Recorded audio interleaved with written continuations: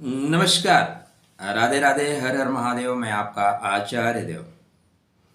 आज इस वीडियो पे बात करेंगे वृश्चिक और लगन वृश्चिक राशि के जातकों के लिए एक सुंदर सा संयोग बन रहा है, योग बन रहा है, जिसको आप संयोग में परिवर्तित कर सकते हैं।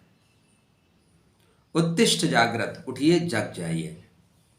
यह श्रेष्ठ अवसर है, परमात्मा ने आपको दिया है सृजन के लिए, परमात्मा ने दिया है निर्माण के लिए, परमात्मा ने दिया है लाभ के लिए। तो जब आपको अवसर मिले तो उसको आगे बढ़ के दोनों हाथ से पकड़ना चाहिए, दोनों हाथों से पकड़ो। बुध महाराज उच्चता को प्राप्त कर रहे हैं। इसको बोलते हैं ज्योतिष शास्त्र में भद्र योग। भद्र मतलब श्रेष्ठ, योग का मतलब योग, मतलब आपके अंदर श्रेष्ठता आएगी, आपके अंदर भद्रता आएगी, आपके अंदर बड़प्पन आएगा, आपका ओरा विकसित होगा।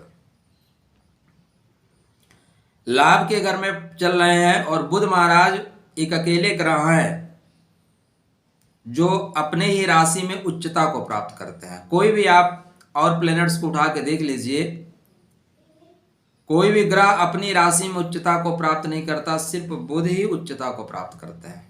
विचार करिएगा, ऐसा क्यों? बताते चलूं क्या? नहीं, वीडियो लंबा हो जाएगा।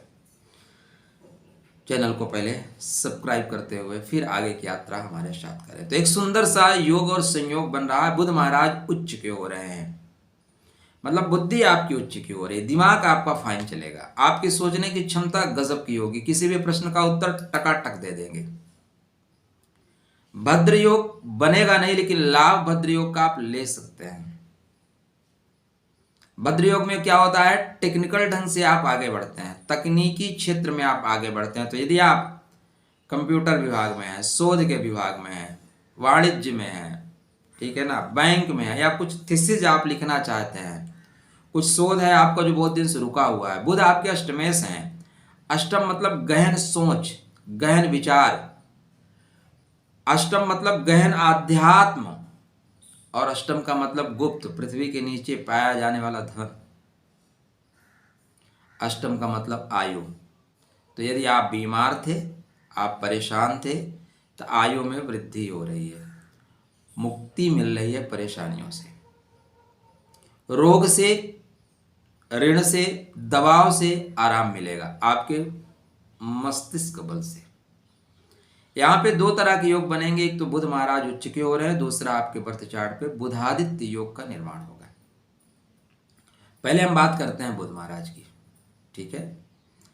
बुध बुद्धि के कारक है और राजकुमार की संज्ञा से विभूषित है।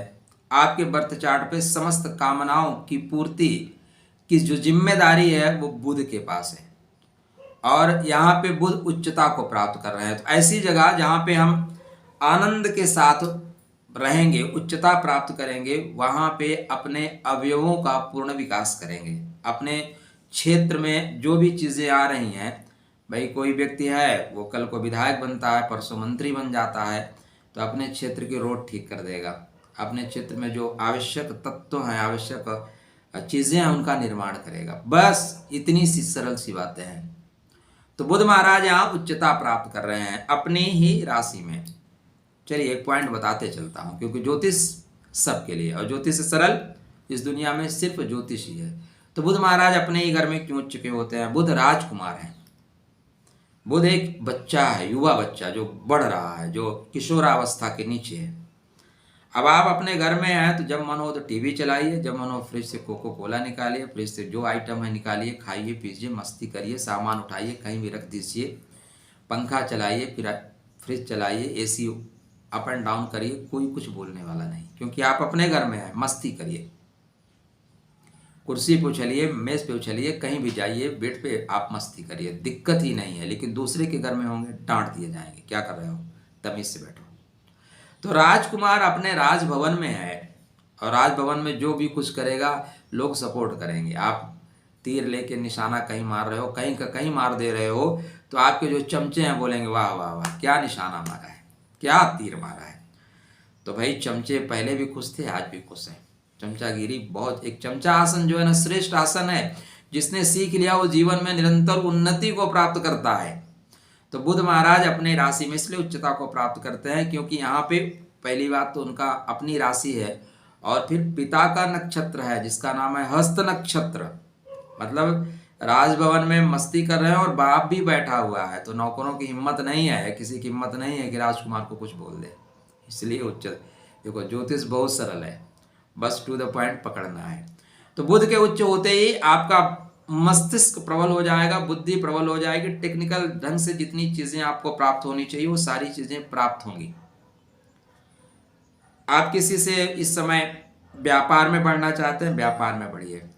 आप कॉन्ट्रैक्ट पे काम करना चाहते हैं, आप दलाली का काम करना चाहते हैं, ठीक है ना, बढ़िया काम चलेगा। आप मीडिएटर का काम करना चाहते हैं, बढ़िया काम कर पाएंगे। इस समय लिखने पढ़ने से लेके चाहे भू संपदा का काम हो, चाहे वसीयत का काम हो या धन प्रबंधन का काम हो, वह यहाँ पे आप बेहतर प्रभाव लेके काम करेंगे। तो इन सारे कार्यों में आपको लाभ हो रहा है। बुध चल कहाँ रहे हैं? लाभ के घर में चल रहे हैं। और लाभे प्रशस्ता सर्वे ग्रहा, सूर्य नारायण भी यही है, केतु महाराज भी हैं, बुध भी है, तीन ग्रह है।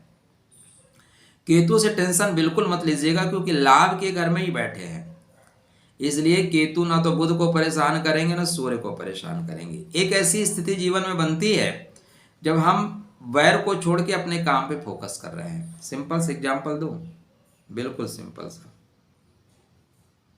मान लीजिए आप किसी बड़े आदमी के घर में गए हैं और वो रिक्वेस्ट करता है, सर थोड़ा सा आप अपने हाथ से लोगों को प्रसाद बांट दीजिए। जैसे अंबानी ने क्या किया, बड़े बड़े स्टारों को वेटर बना दिया, लो भैया बांटो।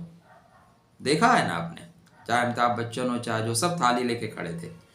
वहां पे आप खड़े हैं तो आप अपनी व्यक्तिगत शत्रुता भूल के आपका काम है आगतम स्वागतम कुर्यात, आने वाले का स्वागत करना है। तो जो पड़ोस में खड़ा है उसको भूल जाएंगे आपके पड़ोस में कौन खड़ा है। आप भी थाली दे रहे हो, वो भी थाली दे रहा है, आप भी रसगुल्ला निकाल के दे रहे हो, पनीर निकाल के दे रहे हो, वो भी पनीर निकाल के दे रहा है।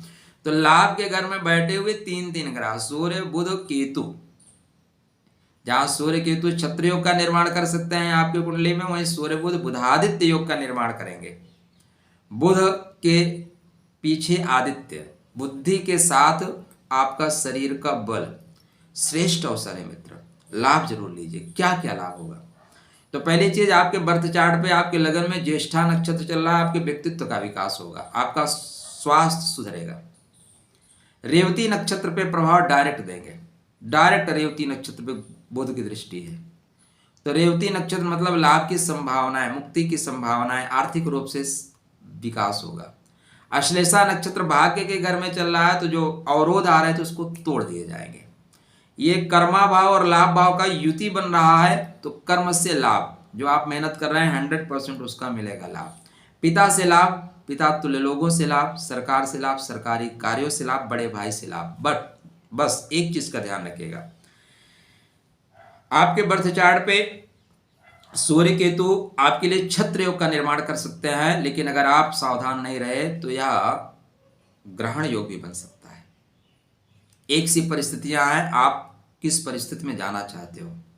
तो मैं आपसे यही अपेक्षा करूंगा कि चूंकि बुधादित्य योग बन रहा है और बुधादित्य योग में आपको छत्र योग का निर्माण करना चाहिए। क्या कर सकते हैं निर्माण के लिए? कुछ नहीं करना है, बड़ों का आशीर्वाद लेते रहिएगा। एक परिणाम बदल देगा जिंदगी में। पितृपक्ष चल रहा है और पितृपक्ष में मैंने आप लोगों को बता रखा है कि भाई पितरों के लिए जरूर अर्पण करिएगा, श्रद्धा सुमन समर्पण करिएगा। जैसे आज अश्विनी नक्षत्र चलेगा 9/26 से, आज के दिन, और पितरों के लिए दोपहर में किया जाता है। जो पितरों का तर्पण है, दान है, ये दोपहर में किया जाता है, तो आज के दिन जरूर करिएगा। दूसरा पिंडदान, वैसे तो रोज करना चाहिए, मैं पिंडदान नहीं तर्पण की बात कर रहा हूँ, श्रद्धा सुमन की बात कर रहा हूँ। और फिर 29 को भी जरूर करिएगा। 2 दिन श्रद्धा के साथ अर्पण करिएगा, एक दीप एक पुष्प। जो सैनिक आपके लिए सीमा पे शहीद हो गया, जिसने अपने प्राणों का उत्सर्ग कर दिया आपके परिवार के सुख शांति के लिए, उसके लिए भी चलाइएगा। पिता से संबंध बेहतर रखिएगा। पिता को क्रोध भी आएगा इस बीच में, सीनियर को हो सकता है कुछ क्रोध आए, लेकिन आप मैनेज कर ले जाएंगे। ओम ब्राम ब्रेम ब्रह्म सा बुधाय नमः, ओम गृण सूर्याय नमः। अब आप धीरे से बेहतर की ओर बढ़ रहे हैं। आपके लिए मंगलमय शुभकामना, कल्याण वस्तु।